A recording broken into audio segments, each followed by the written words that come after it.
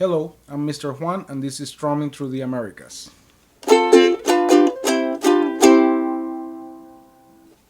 Hello.